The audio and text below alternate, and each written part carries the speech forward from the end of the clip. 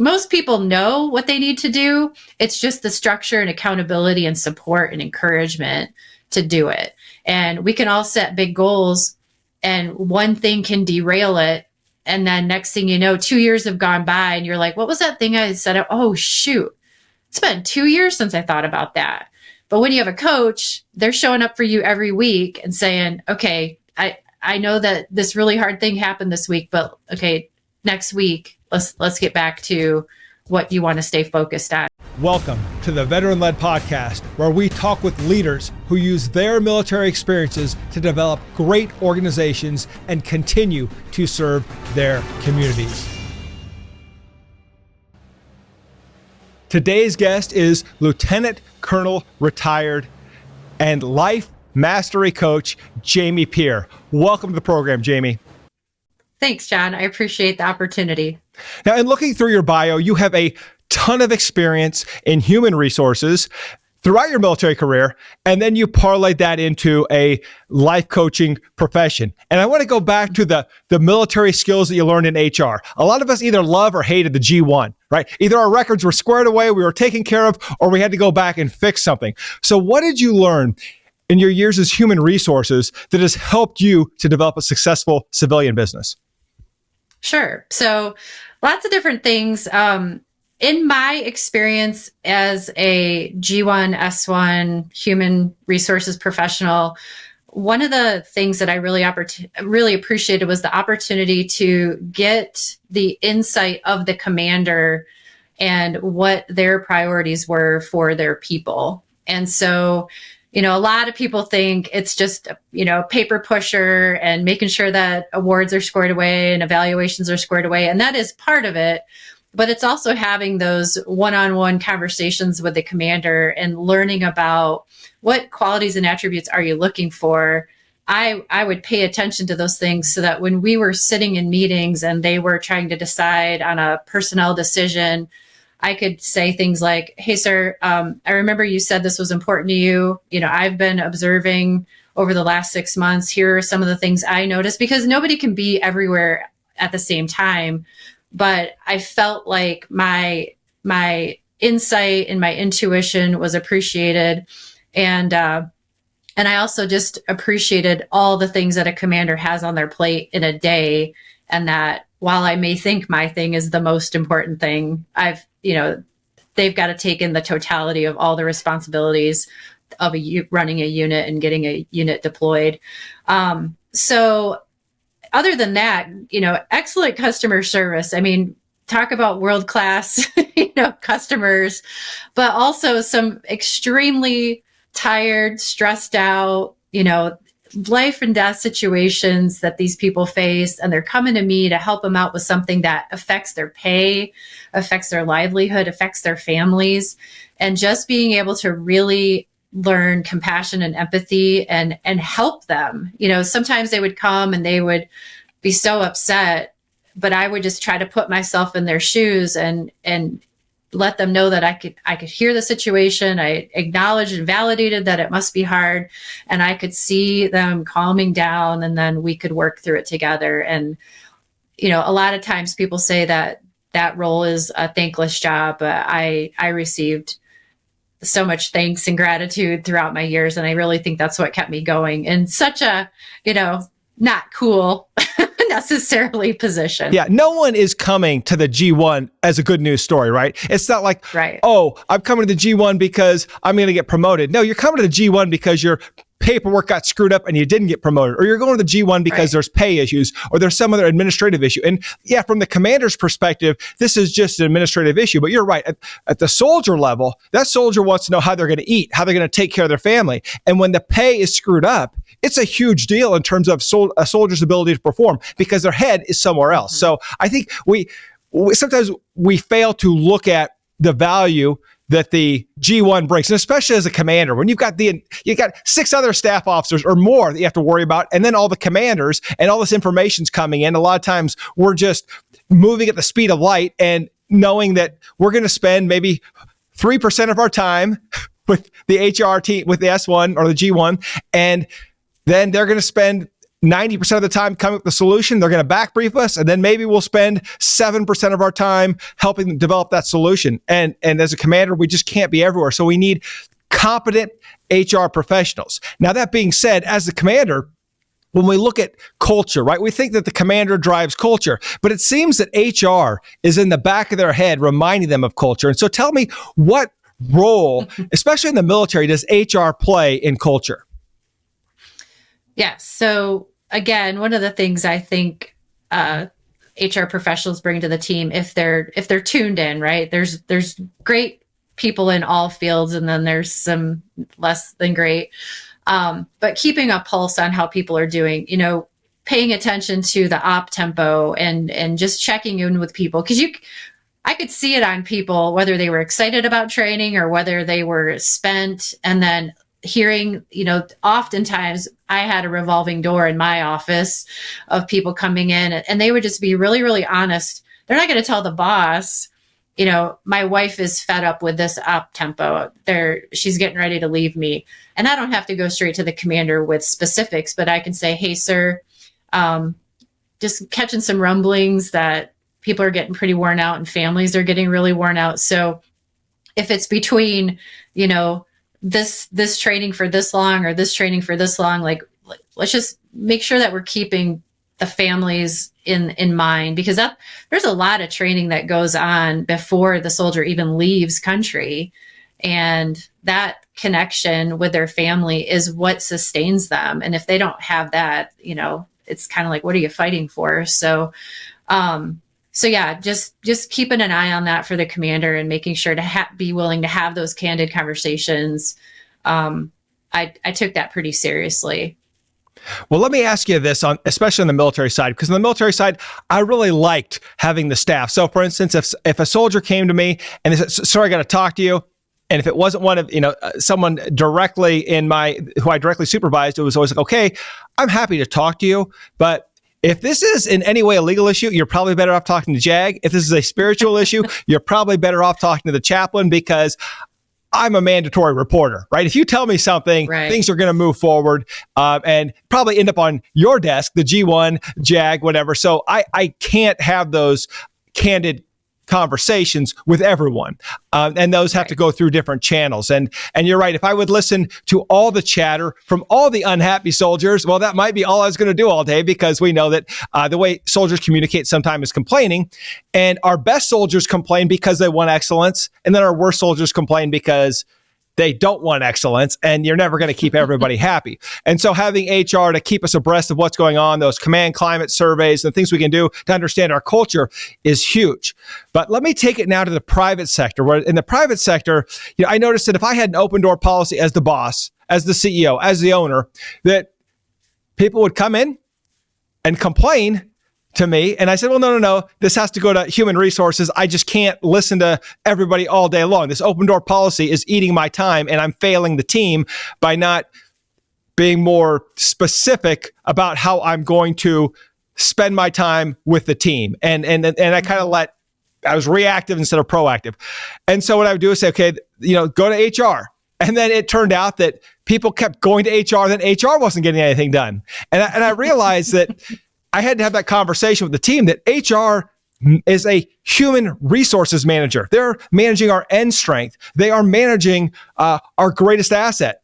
So if you're just going in there to complain and you don't have solutions, I'm not really sure that HR is a solution for you either. So how do you address that, where you have individuals within the organization who like to complain, and the commander doesn't want to deal with them, or the boss doesn't want to deal with them, so they send them to HR? How do you manage your schedule? Because we know you do a lot of important things, whether it's chaptering people out or promoting people or taking care of pay. But how do you set your priorities when the commander is sending people to your door? Sure. So, fortunately in the military, there's a chain of command, and that is by default where we can always direct people. Like, have you talked to your first line leader? How did that go? Have you talked to your, platoon sergeant, platoon leader? And so by default, if it was just some random person, more often it was other members of the staff that just needed to have a safe space to vent, or my own soldiers, in, like my senior NCO and things like that. But what I did find is if I ever really truly couldn't spend that time with them, I would just make an appointment, say, hey, I hear what you're saying. It sounds like a lot. It sounds tough. Let me get you on my calendar for later this afternoon. And that way I can focus on what we're talking about. And for now, I got to get this report done. And that just bought me some time. It gave them some time to cool off too, because sometimes once our amygdala gets hijacked, we're in that reaction mode, but give it lunch and a couple hours to breathe. And all of a sudden things are back into perspective. And I would go back out and say, hey, you still want to chat? And you're like, I figured it out, ma'am. I'm good. Thanks. And then I think there's this misconception that people need to vent. And the first time I heard that isn't necessary is a book called a woman named Cy Wakeman wrote called No Ego. And she's actually from Nebraska, an HR professional. And she's talking about, no, people don't need to vent. In fact, the venting just makes it worse, right? Their amygdala gets activated and they just keep going and they spin in a cycle. So if they keep venting, it's not actually solving the problem. So do you maintain the same belief? Yes. And it actually helps with coaching, because sometimes I get on a call with a client and something just happened and they want to talk about it for 45 minutes and they're reacting. And one of the things I do is say, okay, that sounds like you've got a lot of challenges right now that are, we can talk about that later. But right now, just take a deep breath and tell me something that you're grateful for and something that you're proud of. And the switch flips. And first they got to stop, because you can't be on the negative complaining channel and the grateful channel at the same time. And it's really cool to watch them change the channel in their mind. And all of a sudden, they're like, oh my gosh, this thing happened today, or my kid did this morning and it was so great. And within 2 minutes, they go from hijacked amygdala and ranting to almost like emotional happy, because they're thinking about something else. And so that is one trick that I do to just help people get grounded and centered for the coaching calls that I do. Because there's so much going on in the world, and there's so many things to get distracted by and upset about. But let's focus on you and let's get down to brass tacks. And gratitude is one of those ways that I help people do that. So. And I think that focus is so important in coaching. Years ago, I had a business coach. It was the end of the year. It's about 4 years ago. It's the end of the year, and I'm working through all the year-end problems. And then one annoying problem comes up right before the meeting. But the coach wasn't prepared. The coach wasn't disciplined. And so we ended up solving a problem that wasn't even in my top 20. And the thing is, that problem is still alive today. It was like, we talked through it for 90 minutes because I was hot about it. I was mad. But then I realized, that's not the alligator that's closest to the boat. That alligator is not even in this swamp. And so I was out there fighting this battle with him, or with the coach, trying to figure out how we're going to do this. And I realized, it's not even worth addressing this problem right now. It was just because it was top of mind and my coach was not prepared to take me through the things that we needed to discuss. And so I think that's brilliant insight, that a lot of times when people come to us as a leader, as a coach, and they're hot about something, if we can put a little space or time in between that, they can usually cool off and get perspective. Now, that gives us a great segue into what you're doing now as a certified life mastery consultant or life coach. Tell the audience what that is. Well, there are as many different kinds of life coaches as there are life coaches, right? That's just as there are people. So the training that I went through focuses on 4 primary areas of your life, which is health and well-being. What would you like your life to look like? And what's the gap between where you're at and where you want to be? Love and relationships. So we have people that we care about, but how are we making time and space and energy for them? Our career, how are we showing up in the world with our time and talent? And is it fulfilling? Do I want to get out of bed, or do I not want to get out of bed in the morning to head to work? And then time and money freedom. And that is just, do I have the ability to go, be, do, have, and give what I would love with my time and financial resources? So I don't specialize in any specific one of those things, but what I do is help people get clarity on current state, future state. Again, notice the gap, And then let's come up with action steps, which most people know what they need to do. It's just the structure and accountability and support and encouragement to do it. And we can all set big goals, and one thing can derail it. And then next thing you know, 2 years have gone by and you're like, what was that thing I said? Oh, shoot. It's been 2 years since I thought about that. But when you have a coach, they're showing up for you every week and saying, okay, I know that this really hard thing happened this week, but okay, next week, let's get back to what you want to stay focused on, because life can take us all off track. So I use the analogy of your vision is the point on the horizon, and your coach is the person, helping you steer the boat so you don't get off track too far or end up spinning in circles in the middle of the ocean.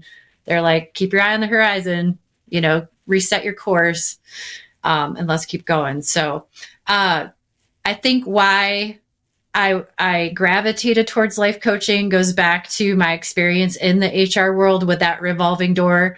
For whatever reason, people were coming to me sharing their hopes and dreams for their military careers, or sharing me with some of the hardships that were going on in their family or their health.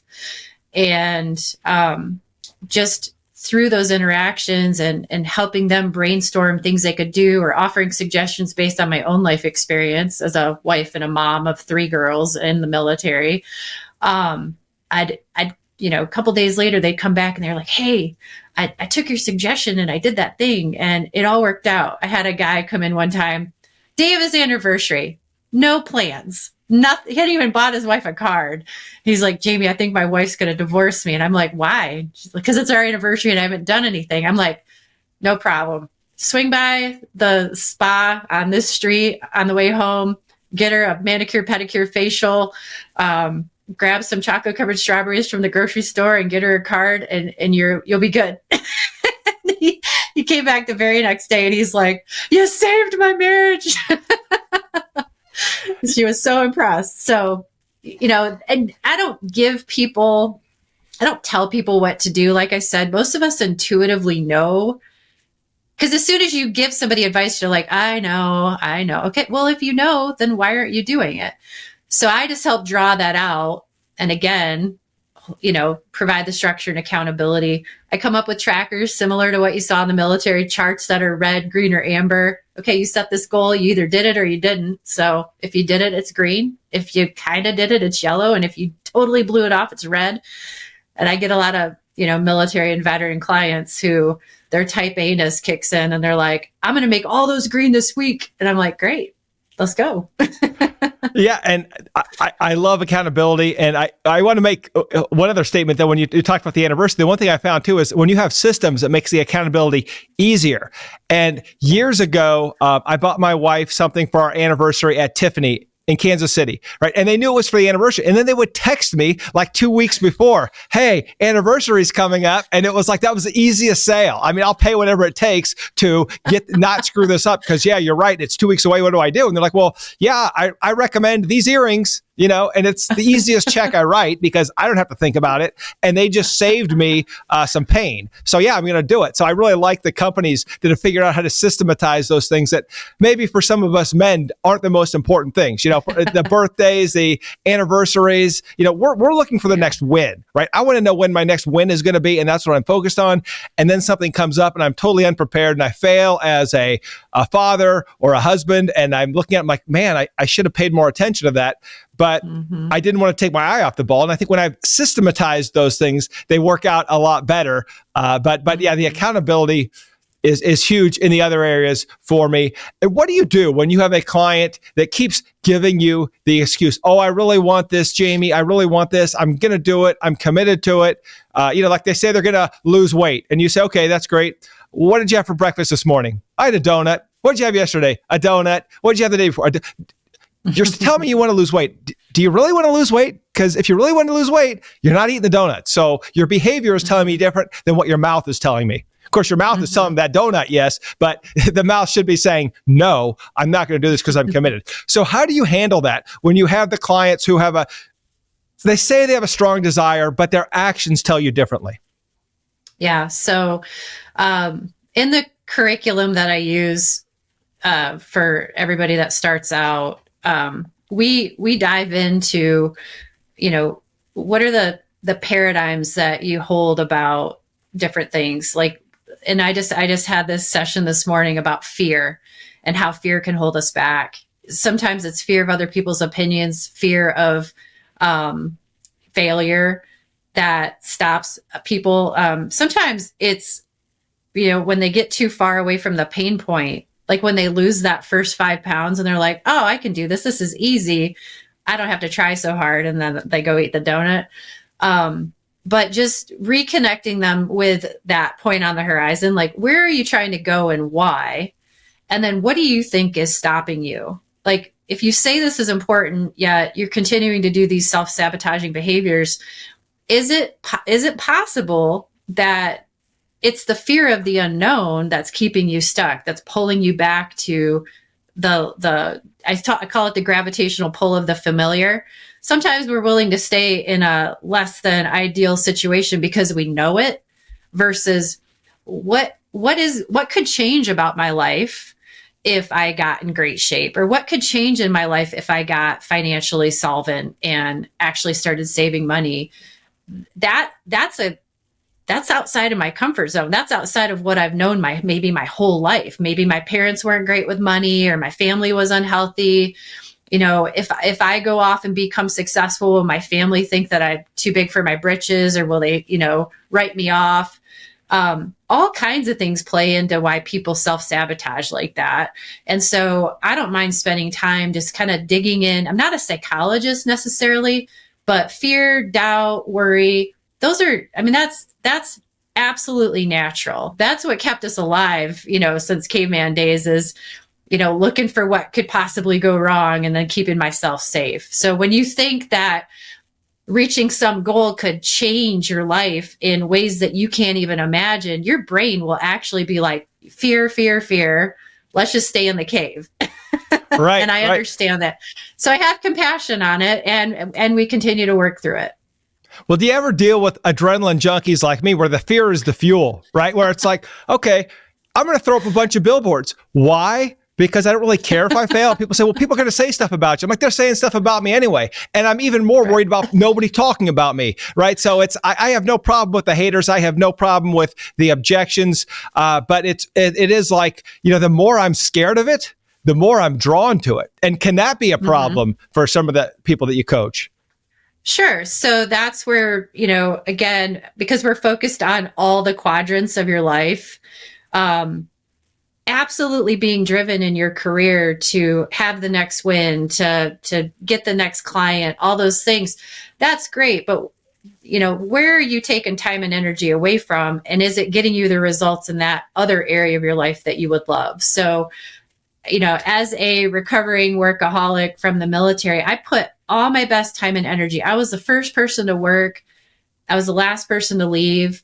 And it showed up in my evaluations. I always got great evaluations from my boss. But if somebody had done an evaluation with my kids on how present are you when you get home, how many, mommy and me cupcake days have you skipped? All of them, all those kinds of things. And my kids still tease me. They see the changes that have happened in my life since I've worked on, creating balance. I don't think there is such an existence of total balance all the time, but like creating it. And they're like, you're a totally different person than you were back then. But every once in a while, they love to give me a little jab, like, well, all the other moms were at that thing in second grade. Like, right. How do you even know? Right. Yeah, kids remember, or at least they have these perceptions. Yeah, and those stick with them. So how do you overcome the limiting beliefs that some of your clients have? For example, when I first met my wife, we were working on a case together. She worked at a different law firm, and I'm trying to decide whether this is someone I want to try more cases with and work with. I ask him the question, what is it that you really want? Why are you doing this? Right? And she says, well, I want to be the best female criminal defense lawyer in the state. And I said, well, why does female matter? Why are you limiting to that? And she goes, you know what? I don't even know. I don't even know why that came out of my mouth. But that's my goal.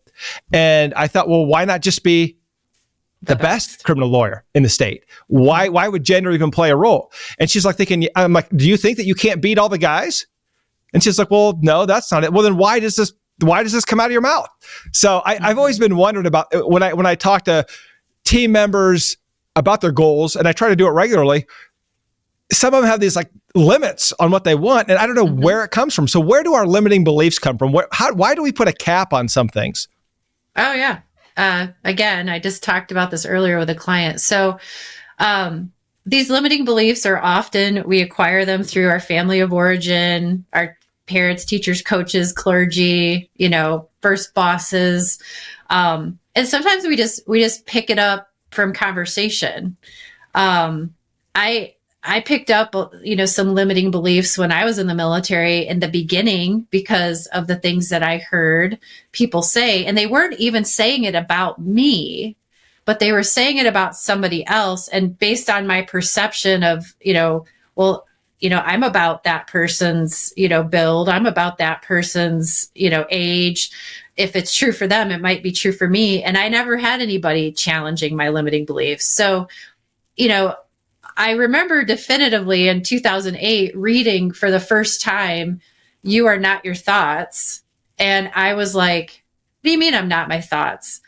And then I learned about like, you can observe your thoughts. And sometimes we just need to take a step back from these things that we're saying to ourselves. We don't even realize we're doing it. But once we do, asking ourselves, like, where did that come from? And if we spend enough time on it, we can get to, oh, I remember my grandpa when I was 6 said, girls aren't farmers, or girls don't do this, girls don't do that. I didn't even think to question it. I just made a connection in my brain that must be true because my grandpa said it, and never questioned it until like with you and your wife. You heard her say it, so it's in her. She says it out loud, and then you're like, hey, why does that have to be true for you? Why can't you just be the best? And that is another thing that coaches do for clients is I'll sit and listen to you tell your version of, reality. And then I'll just pick out these little nuggets like, I heard you say this. Does that have to be true for you? And then you see that light bulb come on, like with your wife. Well, actually, I guess it doesn't have to be true for me. And then they thank you and they think you're so wise and amazing. And it's like, that was easy. Okay, let's go to a darker example now. And this is one that a lot of, I think, business owners deal with, managers deal with, is that, as a small children, mom is always talking about the boss. And we'll just say the boss's name is Ronnie, right? So mom's always complaining about what a bad person Ronnie is. It's Ronnie's fault mom has to work on Christmas. It's Ronnie's fault mom has to work overtime. It's Ronnie's fault that we aren't making enough money because he's not paying mom enough. And it's Ronnie's fault that mom got put on a leave of absence. And it's Ronnie's fault that mom got fired. But what the kids don't know is mom got put on a leave of absence because she was spending all day on Facebook, not working, and mom got fired because she showed up to work drunk. And so, but the kids just see Ronnie as, the archetypal boss. So now when they go into the workforce, all they know is that boss is a mean, evil person who abused their mother. And they don't know the truth, but the truth to them, what is comfortable to them is the boss is bad. The company is bad. They hurt their mother. And so how do you help people overcome that, where they have these beliefs, these negative beliefs based on things that may or may not be true in their life, that affect their performance and their drive and their desires going forward? Mm-hmm. Yeah, that's a really interesting question. And I haven't, what you can't ever know unless mom comes forward and tells the truth, right? Is we can't change people's perceptions of us. It's going to be what it is. This isn't me being a life coach. This is me just being kind of a matter of fact person. And I think you can appreciate this is at some point, those people have to ask themselves, how is this working for me? To go into work with a bad attitude, thinking the boss is out to get me, thinking that, I'm not getting paid enough and all these other things. Like, I am taking all of my power away from myself in that situation. Like, Nobody's holding a gun to my head to keep me coming to this place. Nobody's, keeping me from applying to another job. Nobody's keeping me from developing skills that can get me paid more. And I don't know what somebody can do with that mindset unless life gets so hard that they reach a breaking point and they say, I can't do this without some help. And I don't know about you, but I've had some of those moments in my life where it feels like a rock bottom. Of course, everybody, there's people out there that have way worse experiences in life, but sometimes we have to reach that rock bottom before we realize, like, I don't know what I'm doing. And my current situation is not working for me. And now I'm open to somebody saying, hey, that may have been true in that situation with your mom, but does that have to be true in every work situation? And the answer is obviously no. Okay, so let's just work with what you've got to deal with. And are you coming in with the best attitude? Are you giving your best effort? If you really feel honestly that you are, then why are you staying in a situation where you're not appreciated? What does that say about you and your self-respect? I mean, these are hard questions that a lot of people don't want to face. But what I have learned is most people that are like that have to reach a rock bottom, either divorce or a health issue or getting fired or something else, bankruptcy, before they're like, I need help. Okay, you just made that look real easy because you were able to just talk through it rationally. But when you want to change that paradigm with a client or someone else, how hard is it to get them to start to see that their limiting beliefs or their limiting experiences are preventing them from going where they want to go? Is this something you can, is like a one session, you can change it, or is this something that takes months or years?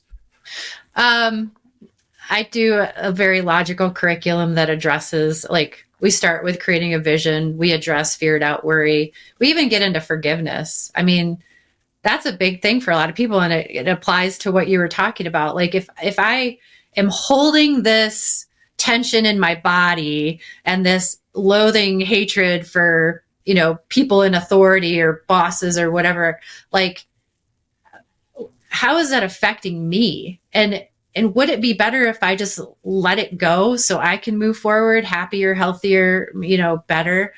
Here's another thing, John. People don't come to me because they want to stay stuck. They come to me because they're like, I don't like where I'm at and I want to get better. So that's, I'm not just dealing with anybody. I'm dealing with people who have come to me curious about what I do. We sit down, we have a conversation. We do current state, future state.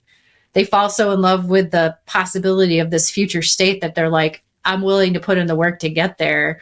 And then I just show up for them. So that's one of the good things about what I do is people are coming to me because they want to be there, kind of like special forces or Rangers. They're not doing it just because they ended up there. They're doing it because they chose to be there and they're willing to put in the work. So.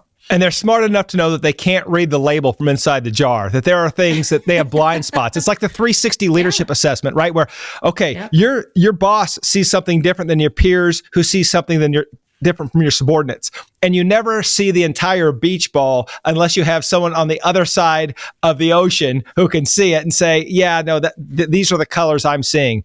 And I think that's really difficult for us. But what if we shift that now to your high performers who are coming to you and they're not happy because all they want is the next win. So for me, it's I win the jury trial. I'm happy for a minute. And I'm okay. I got to win the next trial. We're going bigger and we're going bigger. And it's you keep chasing that dragon, because once you have one success, you become addicted to the success. You want more. You want a better team. You want a bigger future for all your team members, and you keep building on it. But there's an emptiness to that, and it obviously leaves a lot of collateral damage in the wake, because as you're heading down at 100 miles an hour, you're breaking a lot of things and you're leaving them in the dust. Fortunately, we have sometimes executive assistants and team members who will pick up the pieces after we create the damage. But how is that coaching different when you have someone who's, you might consider a high performer in the business aspect, but a low performer at home, as you explained, when you were the high performer in the military, but not quite the person you wanted to be at home? Yeah, for sure. Well, this is a very interesting question because I have ended up coaching a lot of my friends who happen to be high performers in the military. I've coached former core G1s. I've coached women that are going to the war college or have been through the war college. People that are on their way there. And so I've seen, especially a lot of high performing females in the military, which is a tough place to be successful by any measure, especially if you're a woman.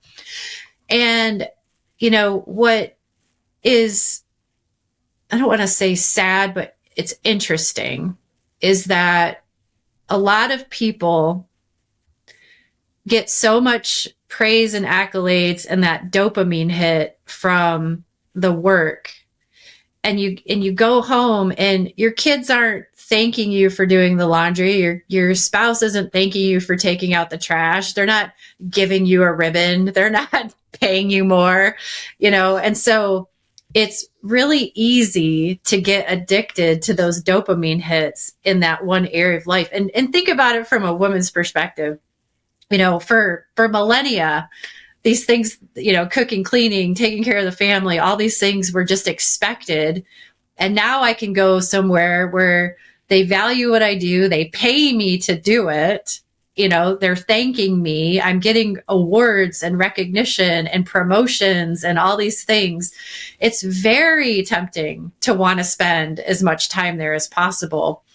But when I talk to these high performing women, by and large, their relationships are suffering, their social life suffering, their mental health is suffering. Sometimes, they overcompensate in the gym because they want to fit the military standard.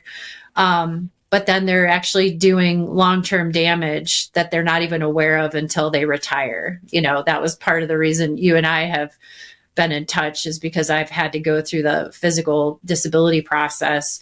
And a lot of that was just grinding, way past the point of muscle failure, because I was trying to achieve something. And it's not to say that I wasn't a good person or a good officer. It was just to say, like, I didn't need to do that to myself to prove a point. If I had been more checked in with my body, if I would have been more checked in with my mental health, more checked in with my family, I probably would. I didn't always need to be the first person at work and the last person to leave. I could have coached a kid's soccer team once in a while, things like that. And, when we think about why are we doing what we're doing, usually the real why is I want to provide a great life for my family. But we don't very often ask ourselves, what does my family define as a great life? What does my spouse define as a great relationship? And maybe I need to be more concerned about what they think and less concerned about what work thinks. And if I find that it's very, very challenging, because once we're in it, right, it's kind of like my Labrador Retriever when he's playing fetch. Like, I can't distract him with anything. He is on the mission. But like you mentioned before, having those systematized checks and balances, getting vacations on the calendar before anything else, so that you're going to be taking a break. Prioritizing your kids' school events and making a commitment to be there and working around that. There is a way to do this, but if we don't ever stop and put those things on the calendar and ground our priorities that way, we're just going to be focused on the next thing in front of our face, which for most of us, the majority of that time is work. So, do you ever do like 18-month calendar workshops with your clients, where you take them and say, okay, yes, we're going to buy these big calendars, put them on the wall. We're going to plan out 18 months. And the first thing we're going to do is put in all your important dates, birthdays, vacations. If you want to go to Europe, we're putting it on here, and then work them back, kind of the boulders to the rocks, to the pebbles, to the sand type of thing. Do you do that as part of your coaching? I do that personally.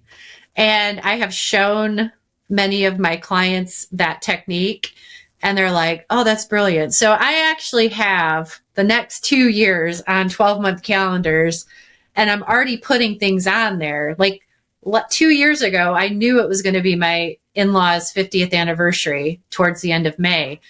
I bought the 2024 calendar and I put that on there. And I've had opportunities come in for that last week. And I'm like, nope, it's already on the calendar. So yeah, I mean, and we can do that. New Year's, when we're on vacation for New Year's Eve, that's a great time to look ahead and say, okay, 6 months from now, would I love to be on the beach? Heck yeah. Well, let me book that trip now. So there's no question. I look at my kids' school calendars, my husband's work calendars, my work's calendars. I lay them all out as soon as I get them. And I'm like, okay, well, I'm not going to be able to do that because this is more important. And I'll let people know 6 months in advance. And they're like, oh, well, that wasn't hard and fast. We could shift it a week or two later. Cool. Now I can do both because I looked ahead and I communicated my needs. Go figure. And usually those things can be worked out. And you said my needs, and I want to clarify. Do you mean your needs or do you mean your wants, right? Because we should never have to justify what we want. That was some of the best advice I got. It's like, well, I really want this, but do I really need that? And the thing is, well, no, I guess I really don't need it to stay alive, but I want it. And if I'm going to stay motivated, I need it. So yeah, I guess I do need it, and I don't need to justify that to you. So how do you feel about that?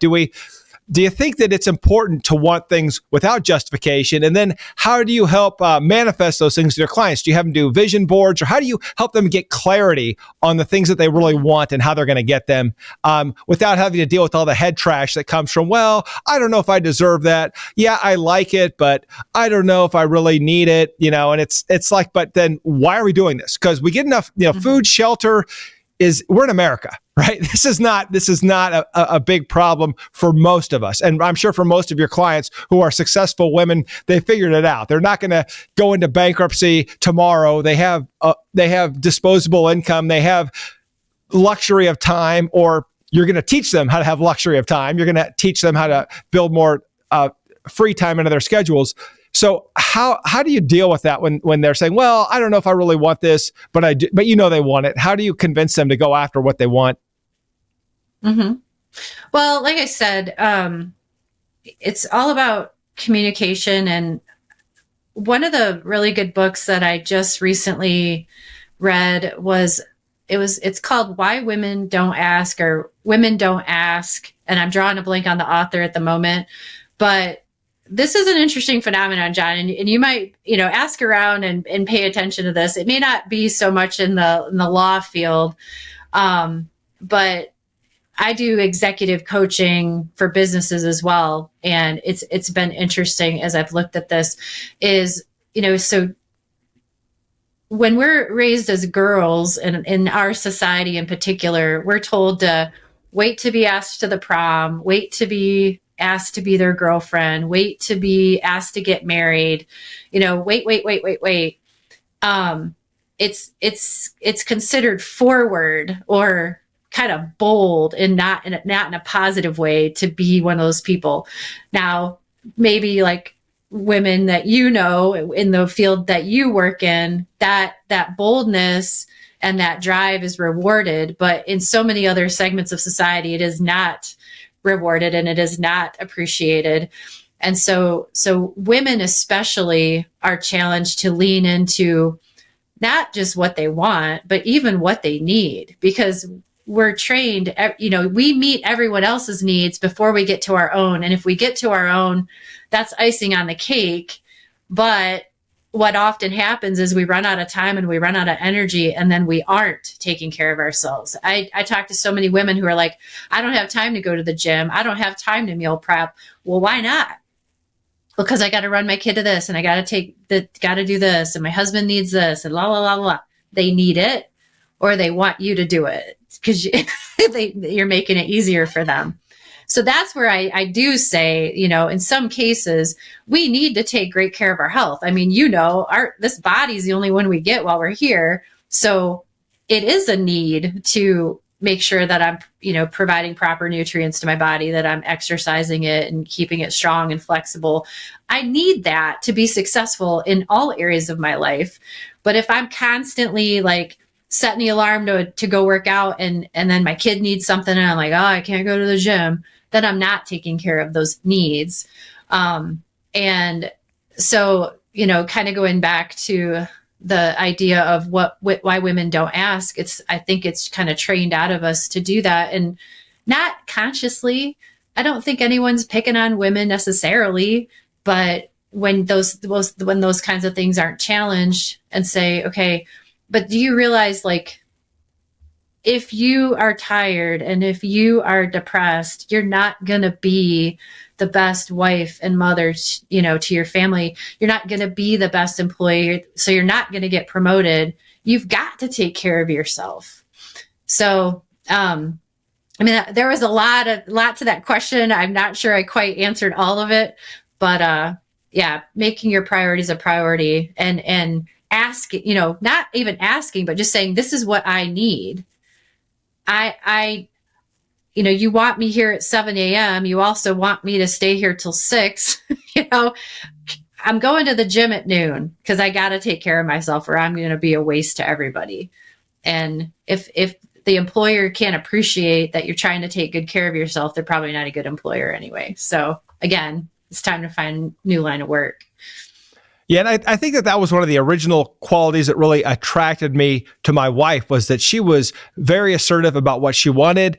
And I can remember when we first started working on a case together, we were working at different firms. We weren't together yet, but she's like, well, okay, I'll see you in an hour and a half. I'm going to yoga. And I'm like, you have time in the middle of the day to exercise? Because for me, I thought, no, you have to do it in the morning. and especially in the legal Military profession, you just, the day, if you wait till the afternoon, you don't know what time you're coming home. It's like the military, right? Don't even know when they're coming home or if they're coming home. It seems, some nights were, all nighters. And so it was a lot of work. And if I didn't work out in the morning, it wasn't going to happen. And she's like, no. That's not how it works. I run my calendar this way. And from noon to 1:30, I work out and I eat, and nobody touches that time. And I was like, wow. And that to me, that was a very attractive quality. And speaking with someone who knew what they wanted and were very assertive about getting what they wanted, to me, that's like, yeah, this is a winner. Mm-hmm. And I love to be around winners. And for me, that was, then I was like, man, why am I not taking charge of my life? Why am I getting fast food at noon and this person is working out? What's going on here? Where am I failing? So it's amazing how someone can set that example. It can have a ripple effect in our life. We can be like, yeah, why can't I do this? I have these, once again, limiting beliefs, right? Yeah. So, well, and I think it's really important to acknowledge, like, because she had determined that she wanted to be the best, female at first, but then just best overall, she knew her health was going to play a key role in that. So it is part of the overall goal of being the best at her profession. She knew she had to carve that time out, and she did it. And that is exactly right. That's exactly right. I can't forsake everything else and be the best in one thing, because it's all going to catch up with me at some point. Yeah.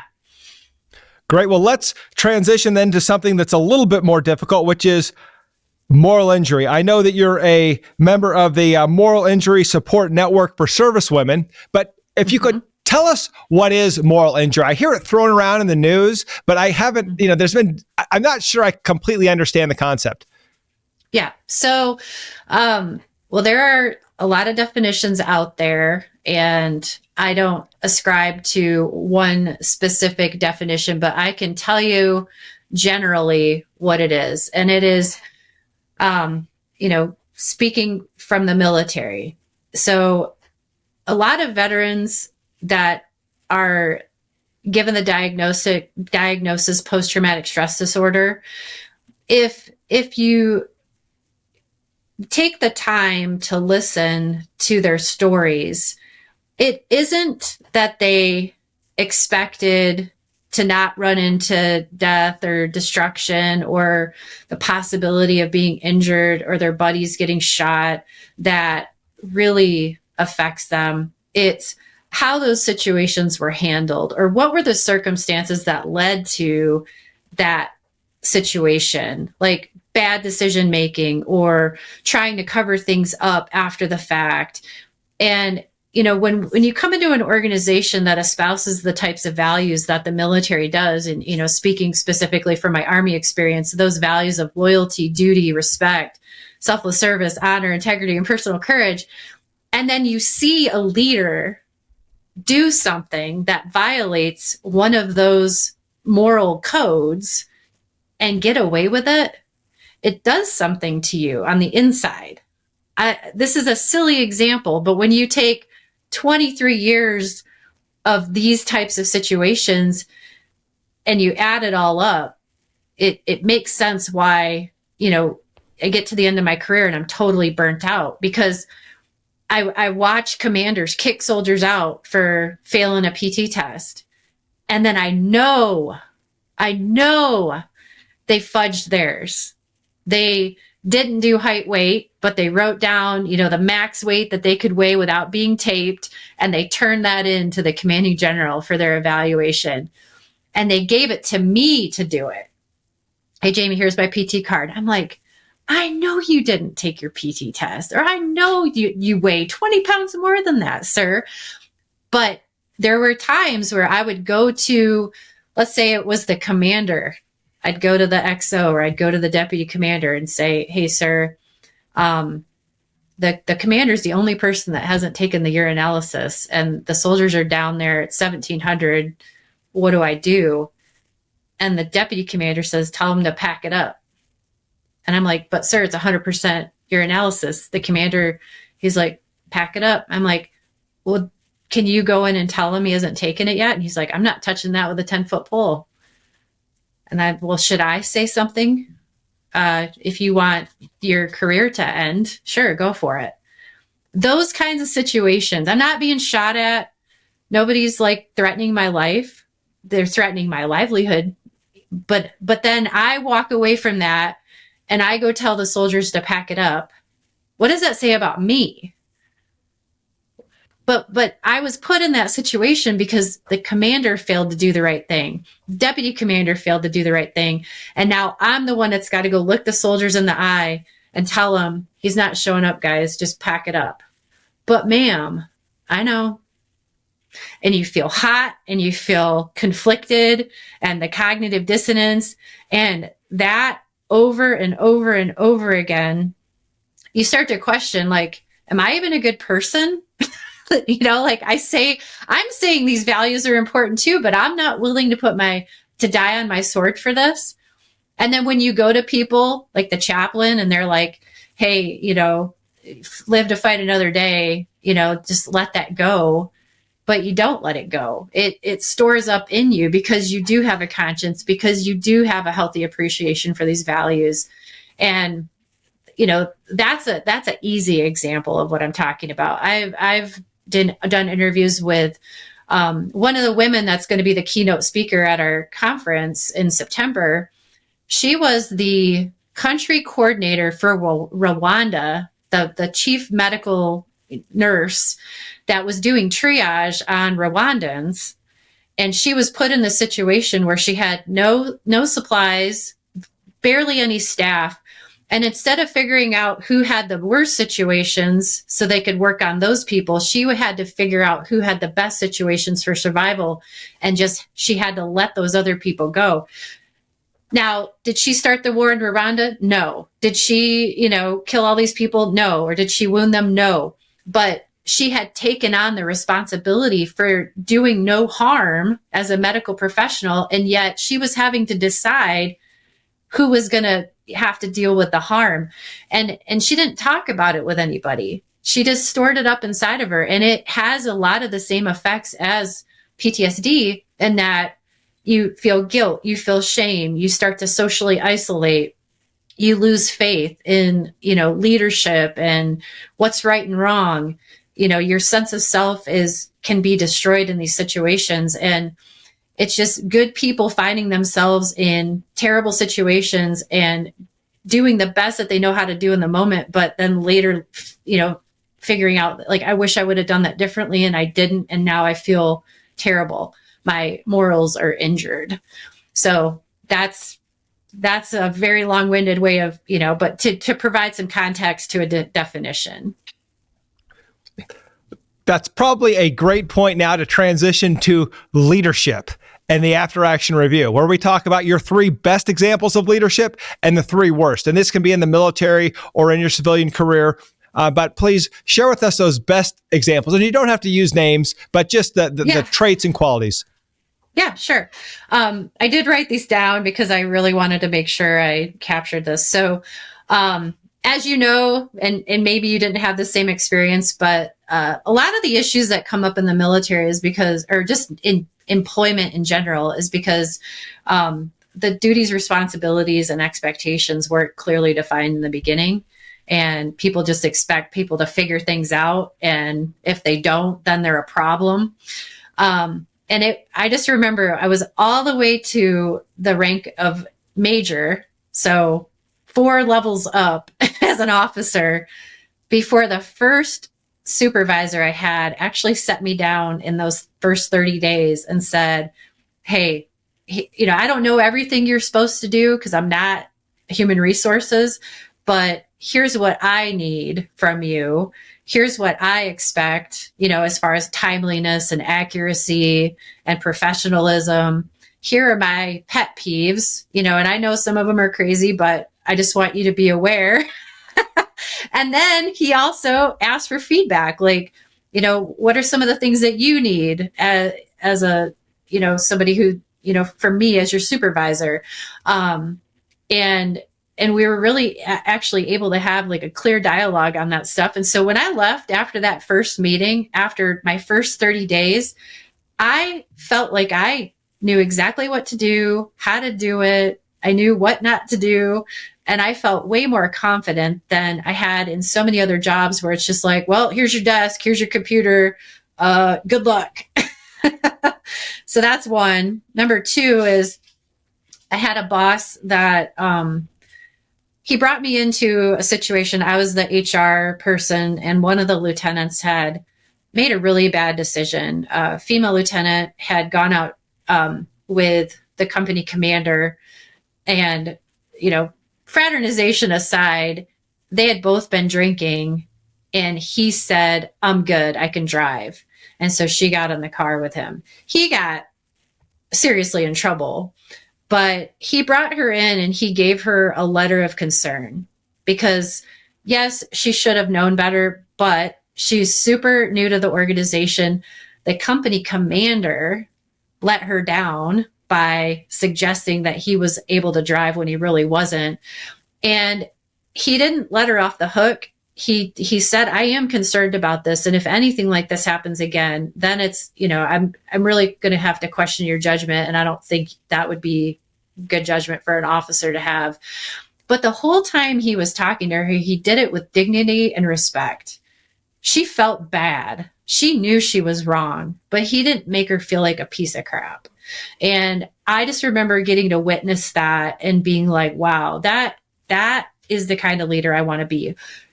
Set standards, hold people accountable. But at the end of the day, we're all human. We all make mistakes. And, I don't have to treat you like you're less than human. And then my third great example is when I was the G1 for 1st Infantry Division, I was in the rear detachment when the division went forward and I stayed back. Our rear detachment commanding general, without fail, he would read the newspaper or he would look at the briefings that came across his desk. And if he saw good work or good statistics that, we were managing, he would write a handwritten note and he would tape it to our door so that when we got to the office that day, we saw the note from the commander. And if he ever gave me those notes directly, I would make sure the team saw them, put them up on the door, the cork board or whatever. But just knowing that your boss is seeing your work and it takes enough time to acknowledge it, even just a simple handwritten note, like that was so motivating to my soldiers. And I'll never forget that. I just thought that was great. All right. Those are 3 great examples. Let's talk about the bad ones. Okay. What I want to say, not to be toxically positive, but while some of these things are like the worst things that ever happened, they definitely made me a better leader. So I've done a lot of work on this stuff, and I'm like, actually, I think they're great because they really helped me. But I had a couple bosses that they wanted to impress the boss. And so they would come up with pet projects that had nothing to do with the mission, had nothing to do with what the boss was asking for, just for the icing on their own cake. And they would delegate it down to me and our soldiers. And it was just like, why are we doing this? And nobody could explain it other than we're trying to get the boss a bullet on their OER, right? They just try to make them look good. So I always tried to make sure, because of that, I always tried to make sure that what I'm asking my soldiers to do is something that the top boss has directly asked for. And we're just going to provide that. And if the boss is happy, we're happy. We're going to get out the door, on time. I didn't make stuff up just to look good.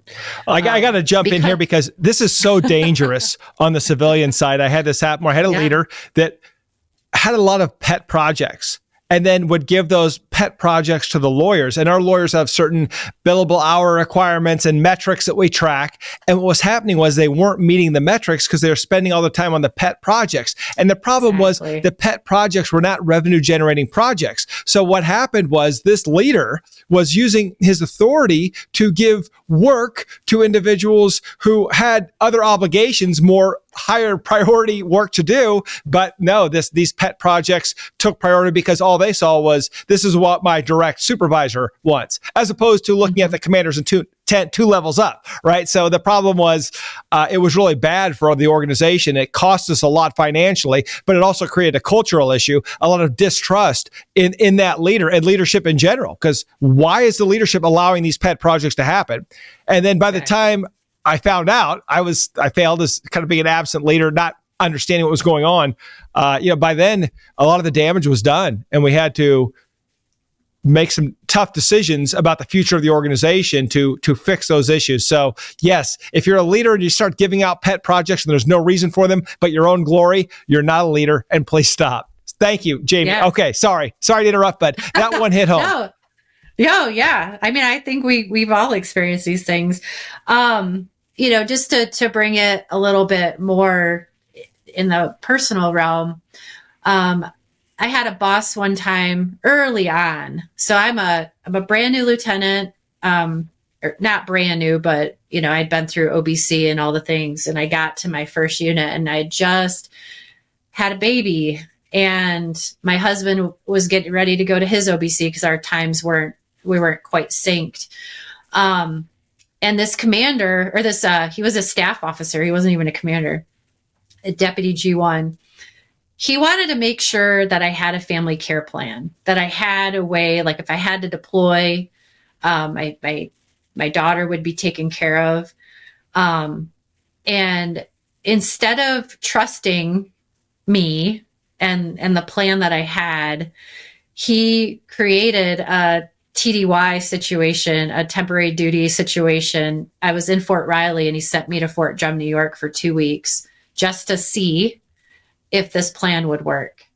And it did, but it put my in-laws in a pinch a little bit. And it was definitely stressful for me because when I got there wasn't really anything for me to do. They gave me busy work. They, had me making copies and, just really way below what I was trained to do. And when I got back, he's like, or actually while we were there, he ended up communicating. There was a peer of mine. We commissioned on the same day, like same data rank, same everything. He would talk to that lieutenant and tell him to tell me what to do. And I'm standing right there. So I don't know what his, bias was against me or what, but I really felt like he was picking on me. And all that did was undermine my trust in him. I didn't look to him as a leader. I looked at him as somebody who was trying to make life harder. And it didn't stop me from doing good work, but man, it really ticked me off. And it's those kinds of things that people do that wear people out, good people that want to serve, that want to do a good job. And they just make it so darn complicated and hard just to prove a point that didn't need to be proved. I had a family care plan. I didn't need to leave my daughter for 2 weeks, and especially if you didn't have anything for me to do. So that's a bad, that was an example. And I was like, I'm never going to do that to anybody. I'm never going to force them to leave their family just to prove that they can. Well, and there's been a cultural shift. And earlier this week, we recorded a podcast with Colonel Irene Glazer, and she's now the CEO of a GovCon company. It's called SPAR, SPAHR, but she wrote a book called Choose Your Battles. And she talks about being a pregnant second lieutenant in the Army in the 1980s. And they refer to that as the kiss of death. If you're a young officer and you're pregnant, that's the end of your career. So they would call it the kiss of death. So yeah, this is your example is not something that is unique to the old Army. I'm not sure it's the same now, but like I said, back in the 80s, she had a very similar experience. So I'd really encourage you to take a look at her book and maybe connect with her on LinkedIn. But yeah, it's called Choose Your Battles. And same thing, kiss of death. It was called the kiss of death. It's crazy. Yeah. And it could have just been an old school mentality that he was doing that. But, I decided I'm not going to be like that. So it was good in the end.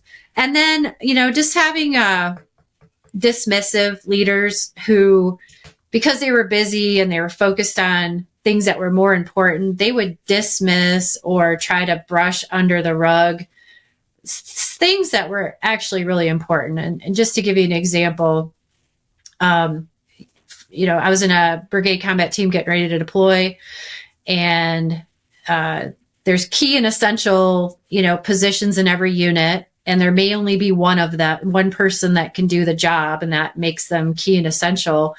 But this particular NCO had sexually harassed in front of other people, sexually harassed a female lieutenant who was considered excess to the unit, right? She was like a assistant something to something.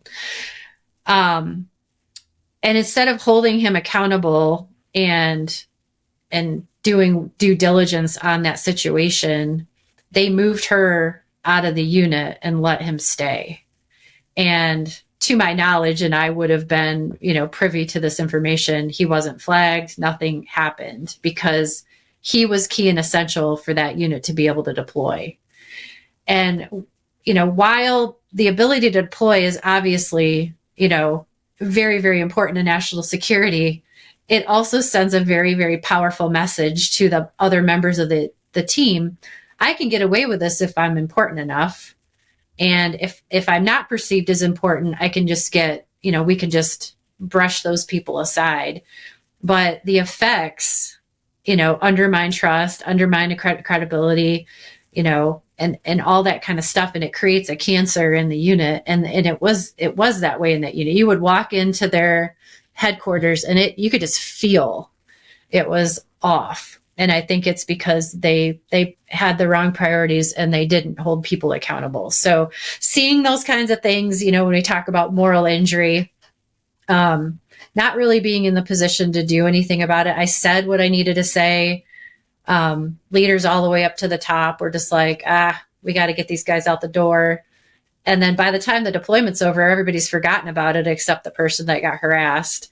And that kind of stuff is really, really tough. And that's not to say it's pervasive and that happens all the time, but in those instances that do, it really leaves an effect. I wouldn't be the person that I am today and able to do the things that I do without all of these life-changing experiences, the good and the bad.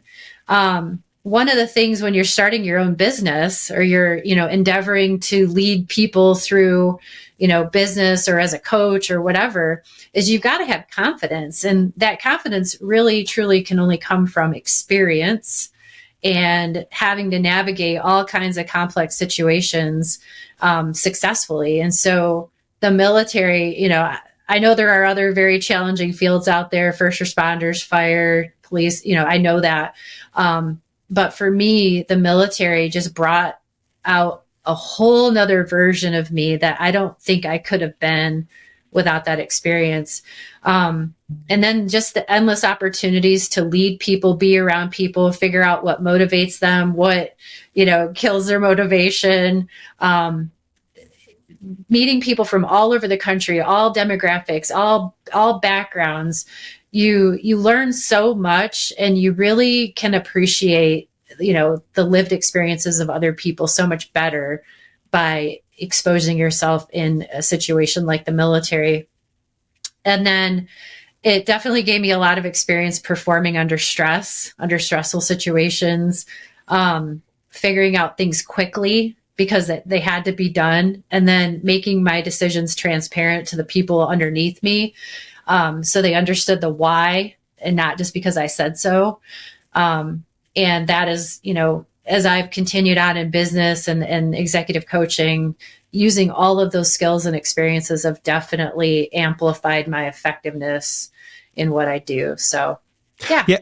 Absolutely. And some of the worst coaches I've had are the ones who don't have the experience. They want to tell me how to do something based on a book they read or their study. And I understand curriculum is important and it's good to have a plan. But if you don't have the life experience, it's very hard to really take someone down that path or help them climb the mountain that you've never climbed. So I greatly appreciate it. And you're absolutely right. Our military experiences, good or bad, have shaped us and given us a great advantage when it comes to leading our communities and leading our businesses. And as you know, business is not easy. You get in and people think, well, are you just going to go in, you're going to talk to some people, you're going to help them? But it's not. There's a whole other process to it. There's that you know nothing about, but you do know through the military that you have to be comfortable being uncomfortable, that leaders are learners, and that you're going to get there as long as you do the work.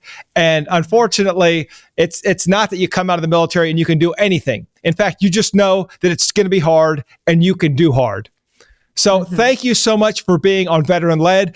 If you want to get a hold of Jamie, I'll let you give the contact information. It's in the show notes as well. I guess if you don't want to give your direct email, that's fine. But for high-performing individuals or people who want to be high-performing individuals that need a performance coach, how can they get a hold of you, Jamie? Yep. So if you want to learn more about me and the type of coaching I do, you can just go to jamiepeer.com, and it's just my name.com. And then my email is jamie@jamiepeer.com. I do spell it JAMIE just for clarity's sake, because I get a lot of people, switching the letters around. That's really the best way. And you can get a discovery call set up. I do free 30-minute discovery calls just to learn a little bit more about you, share a little bit about me, and figure out if what I do feels like a good fit. And if it is, then the next step is we set up a strategy session and we figure out where you're at and where you'd love to be. And we kind of go from there. But I also do executive coaching. I can do kind of, in the moment coaching with people. If they're just, feeling like there's a fork in the road, we can sit and talk about it. But otherwise, yeah, that's the best way to get a hold of me. That's great. And I have a friend that has a coach, and she'd be like, yeah, I just texted my coach. Are you one of those like, I'm available right now, coach? Or are you one of those like, I'm available in the time slot? Well, I'm available. Like I tell when I have a client and they're, paying me, I'm like, my time's your time, and I'll get to you as soon as I can. So if I'm at my daughter's, softball game, I'm going to be present for that, because that's role modeling the behavior I want my clients to have. Right. But maybe if my husband's driving the car on the way home, I'll say, hey, let's set up a time later today, 20 minutes, and we can talk about this. So I'm quasi available all the time, but I have notifications, turned off at night and stuff like that. So, yeah. And I think that's important, because what I found is sometimes when we hit those moments, and as leaders, we all hit them, where we need a sanity check. And it's like, okay, I think I've got the solution here, and I'm going to pull the trigger on this thing, but I need someone who is not inside of my head right now to take a look and give me some objective, honest feedback. And so I always appreciate that, because sometimes the greatest need for the coach is not at 2:00 in the afternoon. It might be at 2 a.m, but I'll wait till 6 to call you. But But that is, I think that's important, that the coach is invested in your success. And obviously, Jamie, through your military career, you know what it means to invest in the success of others. You've done that with your soldiers, and you've done that with your family. So thank you so much for being on the Veteran Led podcast. And thank you for what you continue to do for our veterans. Yes. Thanks, John. This was a lot of fun, and I appreciate the opportunity.